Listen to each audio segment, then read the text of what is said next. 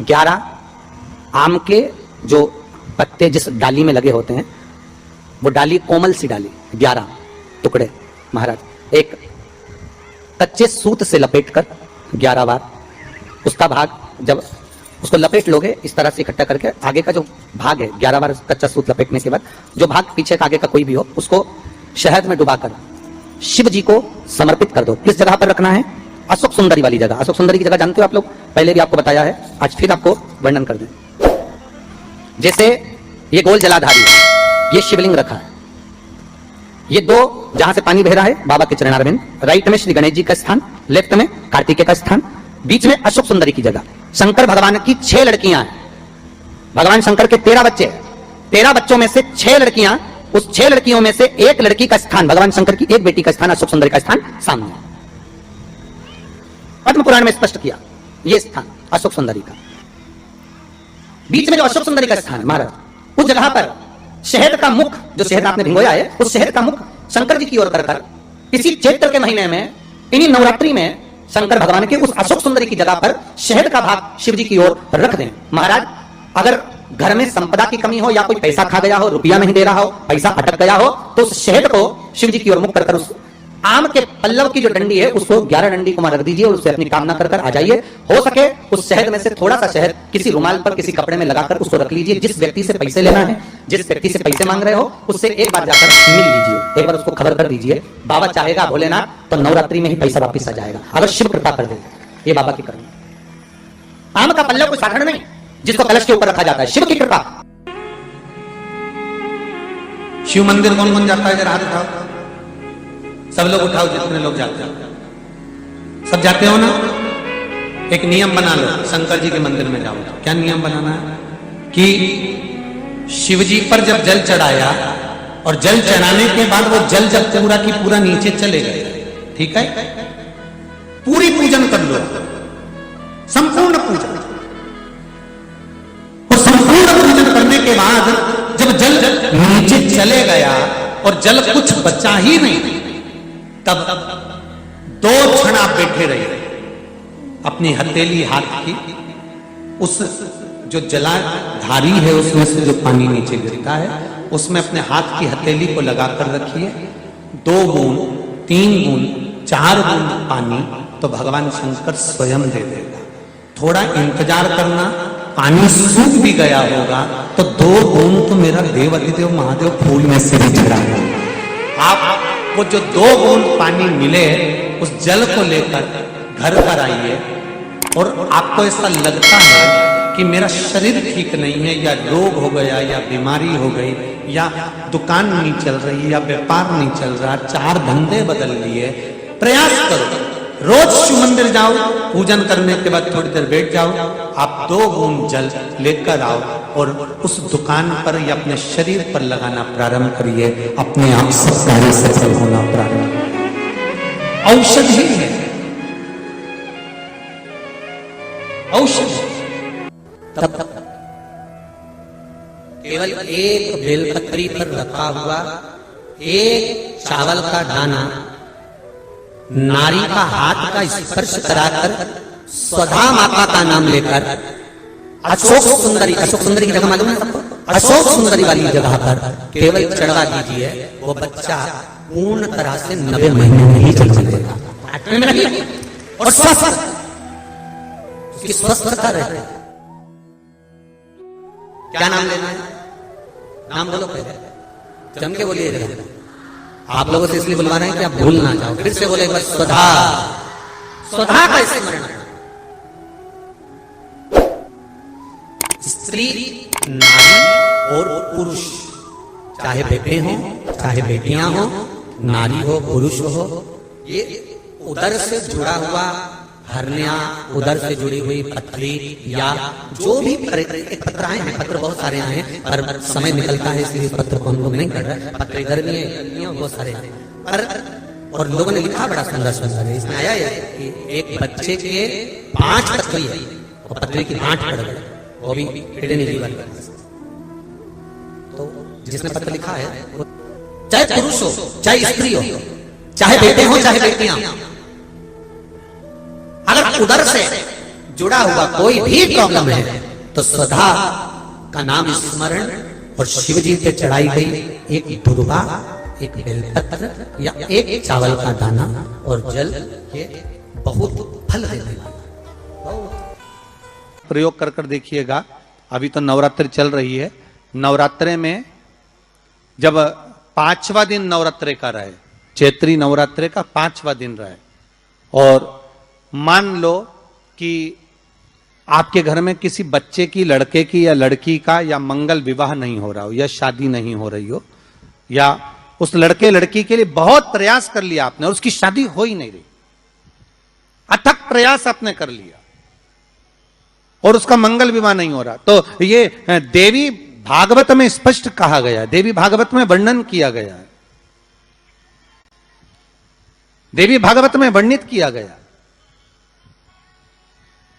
और देवी भागवत में कहा गया कि आम का जो पत्ते होते हैं, आम का जो पत्ता होता है, आम का जो पल्लव होता है, उस आम के पत्ते पर हल्दी और सिंदूर, इन दोनों से स्वस्तिक का निर्माण किया जाए। देवी भागवत का संवाद है, बहुत ध्यान देना महाराज। जिन कन्याओं का विवाह ना हो पंचमी के दिन, नवरात्रे की कोई सी भी पंचमी, मतलब जो पंचमी तिथि पड़ेगी, कोई भी नवरात्रा हो, चाहे वो 4 नवरात्रे में से, चाहे वो पौष का हो, अश्विन का हो, चैत्र का हो, आषाढ़ का हो, किसी भी नवरात्रे में आप कर सकते हैं। एक पान के पत्ते पर, एक ही पत्ते पर जो 2 स्वस्तिक बनेंगे, एक हल्दी का बनेगा, एक सिंदूर का बनेगा। बस अंतर इतना है, जो हल्दी का स्वस्तिक है उस पर कंकु के चावल अर्थात रौली के चावल, रौली कुंकू के चावल रखना है, और जो सिंदूर का है उस पे हल्दी के चावल रखना।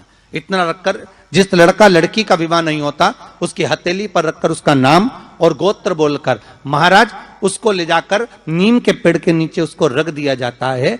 मात्र 3.5 या 4 महीने ऐसे रहते हैं जिसके अंदर उस लड़का लड़की का विवाह पक्का हो जाता है। जिसका विवाह नहीं होता केवल उसी के लिए।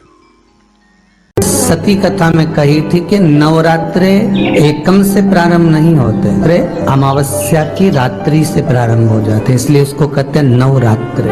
क्योंकि नवमी के दिन माता जी का विसर्जन हो जाता है, जवारों का विसर्जन हो जाता है, व्रत करने वाले कन्या पूजन भोजन भंडारा कराकर विराम दे देते हैं। तो नवमी की रात्रि उसमें नहीं जुड़ा पाती, उसमें रात्रि अगर जुड़ती है तो ये अमावस्या की रात्रि से जुड़ना प्रारंभ होता है, तब जाकर वो नवरात्रि पूर्ण हो पाती है। पितृलोक में पितृ जैसे निवास होकर भी इंतजार करते हैं। 4 नवरात्रे हैं तो 4 ही श्राद्ध हैं। आज मौनी अमावस्या है, श्राद्ध का विराम हो जाता है और कथा अर्थात नवरात्रे प्रारंभ हो जाते हैं दूसरे दिन।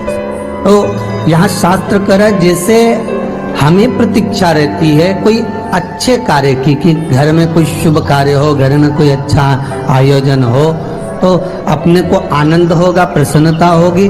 उसी तरह हमारे जो पूर्वज चले गए, जो पूर्वज चाहे वो अधोगति में गए हों, चाहे वो देवगति में गए हों, चाहे वो पितृलोक में निवास कर रहे हों, तो जितने भी पितृलोक में निवास करने वाले पूर्वज होते हैं वो भी ये विचार करते हैं कि हमारे घर के वंश द्वारा, हमारे वंशजों द्वारा कोई ऐसा सत्कर्म हो जिससे हमारे जीवन की वितृप्ति हो और हमें आनंद की अनुभूति हो।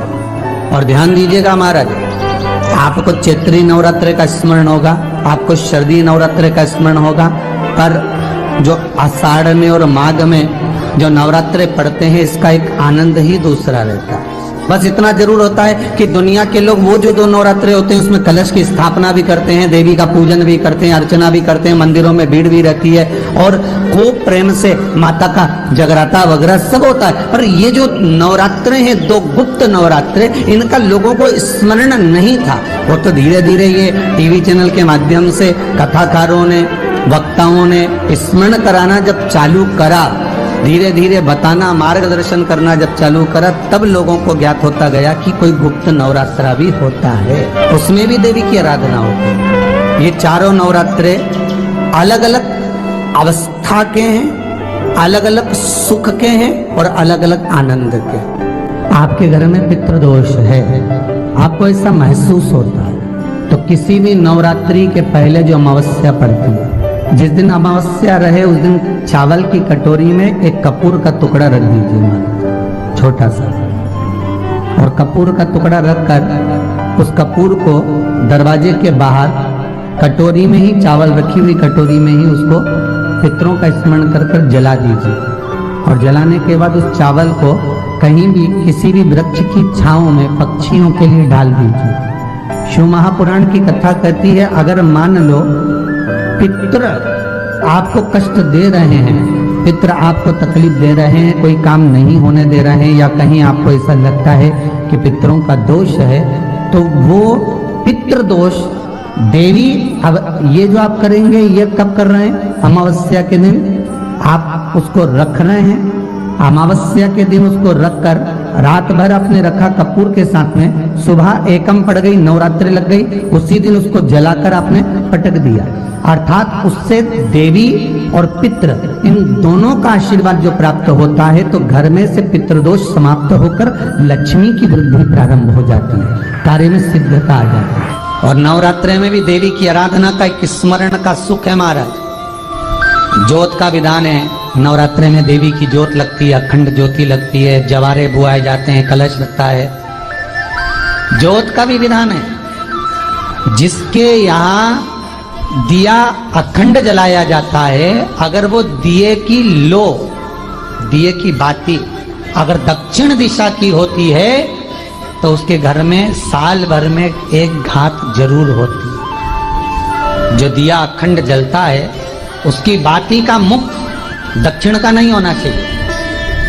अगर आपने देवी भागवत का स्मरण करा हो, देवी भागवत को अगर सुना हो, तो देवी भागवत में स्पष्ट किया गया कि पूर्व की ओर मुख करा हुआ दिया, अर्थात पूर्व की ओर ज्योत जो जलाई जाती है वो संपदा की वृद्धि करती है। पश्चिम की ओर मुख कर कर जो ज्योत लगाई जाती है महाराज, वो वैभव को देती है। और उत्तर की ओर जो मुख कर कर ज्योत जलाई जाती है, उत्तर की ओर जो ज्योत का मुख रहता है, वो आयु की वृद्धि करती है, घर में अकाल मौत को रोकती है। दक्षिण की ओर ज्योत ना लगाएं। अगर आपको लगाना है पूरब की लगाएं, पश्चिम की लगाएं या उत्तर की लगाएं। और जितने दिन महारानी जगदम्बा जगतधात्री दुर्गा भवानी चैत्र नवरात्रि में, शरदीय नवरात्रि में, आषाढ़ी नवरात्रि में, आदिक पौष नवरात्रि में हम जगत जननी जगदम्बा की जब स्थापना करते हैं, या हम नूतन घर का प्रवेश करते हैं, या गणेश जी की स्थापना करते हैं, या कोई दुकान को प्रवेश करते हैं, या कोई शुभ कार्य करने के लिए अग्रण्य होते हैं, तो हम कलश की स्थापना क्यों करते? कलश के अंदर आखिर ऐसा क्या विराजमान है कि 33 कोटि देवता उस कलश के अंदर आकर बैठ जाते हैं? आप कोई यज्ञ करने जा रहे हो, आप कोई पोथी पुराण करने जा रहे हो, आप कोई अच्छा कार्य करने जा रहे हो, तो ब्राह्मण देवता कह देते कलश की स्थापना होगी, कलश की शोभा यात्रा निकलेगी, कलश यात्रा निकलेगी, कलश विराजमान होगा। उस कुंभ की, उस घड़े की महत्वता कहां से प्रकट हो गई? शिव महापुराण की कथा कहती है महाराज, भगवान औघड़दानी शंकर स्वयं आद्य शक्ति जगदम्बा से कहते हैं कि जगदम्बा तू क्या चाहती है बोल। तो जगत जननी जगदम्बा कहती है कि जहां मैं हूं वहां शंकर है, ये आपने कह दिया, पर जहां शंकर है वहां पार्वती का होना जरूरी है। उसके लिए सिद्ध करने के लिए एक स्थान ऐसा बनाया जाए जहां पर शंकर विराजमान है और शंकर के साथ पार्वती विराजमान है। तो शिव जी ने कहा, पार्वती उसके लिए मैं तुझे एक सुंदर कलश का निर्माण कर कर देता हूं। अष्टमी के दिन कन्याओं का भोजन कराओ या नवमी के दिन कन्याओं का भोजन कराओ। पर देवी भागवत तो कहती है, देवी भागवत तो वर्णन करती है कि पहले नवरात्रि से लेकर नौमी तिथि तक जितने दिन देवी के होते हैं, प्रत्येक दिन में आप किसी भी दिन कन्याओं का भोजन करा सकते हो, पहली रात्रि से लेकर, पहला दिन से लेकर। पर 90 दिन तो सवेरे पूजन करके, यज्ञ करके, अनुष्ठान करके देवी को विसर्जन कर दिया, फिर नवरात्रि पूर्ण कैसे हुई?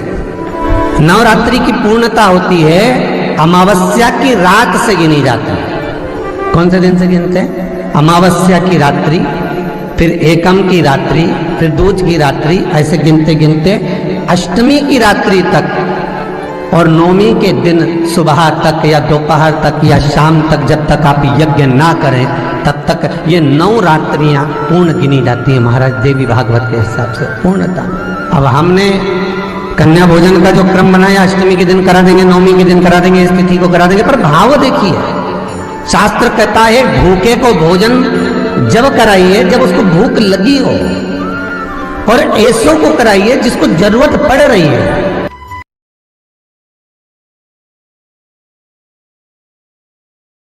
हर हर महादेव, श्री शिवाय नमस्तुभ्यं। मेरे चैनल को सब्सक्राइब करें और बेल आइकन प्रेस करें जिससे कि आपको लेटेस्ट वीडियो की नोटिफिकेशन मिल जाएगी।